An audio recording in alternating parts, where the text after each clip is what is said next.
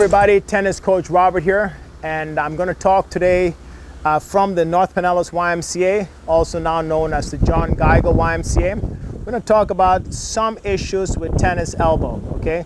So one of the reasons we have tennis elbow is because we as human beings, when we throw, we have backup systems, okay? So there is a proper way to throw, which is you lunge, you twist, you pull, you push, and you get into this motion. As you can see, it's a circular motion like this. We are the only species who can do this, okay? No other animal can throw overhand like we can, okay? Dogs don't get up and pick up a ball and throw it like this. No, they can't, okay? But we can because we're upright, two legs, etc. Now, what happens is because we have backup systems that are based on our survival, we can also go ahead and throw the ball with just our arms. So if we get into an emergency situation, okay, we get into an emergency situation, I can throw the ball like this. And this is not going to be a good thing. It's an emergency. I don't want my emergency to be primary because eventually it's going to fail because it's only designed to be done a couple of times, okay? Excuse me. So the proper way to throw a ball again is to lunge, twist, pull, push, etc. Okay, so we're going to turn all these motions here, okay? Similarly to hitting a tennis ball. So we get into this pattern right here, and we go here. And you can see there is not a lot of stress on my arm. I'm rotating my body, I'm lunging, I'm using all these parts that I've talked about in other videos. So now, if I'm not moving my feet, and I'm not twisting, and I'm not lunging, and I just use my backup system, which is my arm. Now, to hit a ball coming at 50, 60, 70 miles an hour, and you're hitting a forehand, and you're doing this is going to put tremendous amount of stress on your arm. Imagine if it's cold, the balls are heavy, or if it's damp, and you're trying to hit the ball like this, you're going to have problems. Then to compound the situation, you decide that you want to hit the ball harder. So you're doing this even more. You don't spend time in the gym working out on strength and flexibility. Your arm is tight, your fingers are tight, and you're doing this, you're going to put tremendous stress on your arm, and this is going to cause tennis elbow. We go ahead and we have improper technique, and we're doing this.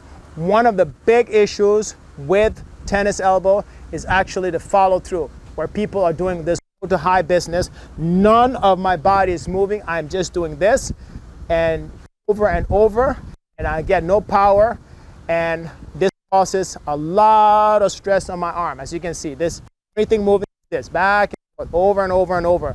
I do this for a couple of hours. You know, I'm doing round robin, playing a couple of hours in the morning, you know, every other day or whatever it is. This is going to cause a lot of stress on my arm because I'm just doing this. Okay, I'm not hitting the ball hard.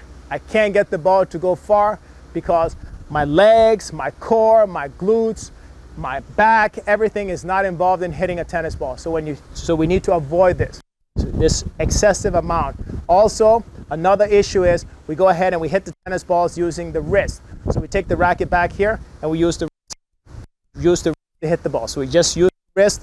You see people hitting tennis balls, and instead of getting into the right position, the wrist is going. So we're hitting tennis balls like this. You see a lot of recreational tennis players hitting the ball like this, using this to hit the ball. Yes, it's a backup system to strike the ball for sure.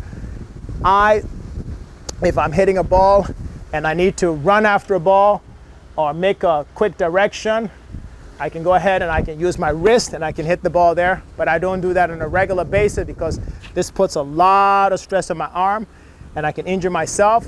I want to use the proper mechanics where I'm using my body, my legs, my core, my glutes, my back to make sure that I get the best amount of power, accuracy to be able to hit the ball and to do this without injuries. I mean, we have to work on this injury business because we're sitting all day long. We're not doing work that would strengthen or make our arms flexible. We're in this position all the time. Again, doing this puts a lot of stress on the arm. Moving the mouse puts a lot of stress on the arm. And let's say, for example, you're in a stressful situation, so you're even tighter, and then you come onto the tennis racket and you're gripping the racket tight and you're gripping it for all the power. that's going to cause tennis elbow as well. So we want to make sure that we're not using the arm, we're using proper mechanics. We're not gripping the racket as tight as we can like this, because we think the racket is going to either move out of position or something like that. So we're gripping it, holding it with all might. These are things that are going to cause tremendous amounts of problems for your arm and the tennis elbow. So we need to make sure we are relaxed, we learn how to throw the ball properly, we learn how to hit the ball properly, we stop using the wrist, we stop gripping the ball so tight, we stop this excessive follow through, low to high, this business, windshield wiper, whatever it's called. We need to stop it, because all that is doing is causing us injuries and shortening our tennis careers, okay? So I hope you found this video to be helpful. And until next time, if you haven't already subscribed, please do. Thumbs up and go out there and play tennis, injury-free. For more information on Carbo Tennis, visit www.carlbotennis.com. If you wish to email Coach Robert, please do so at robert@carlbotennis.com, or visit his Facebook page at www.facebook.com/carbotennis. Tennis for the people.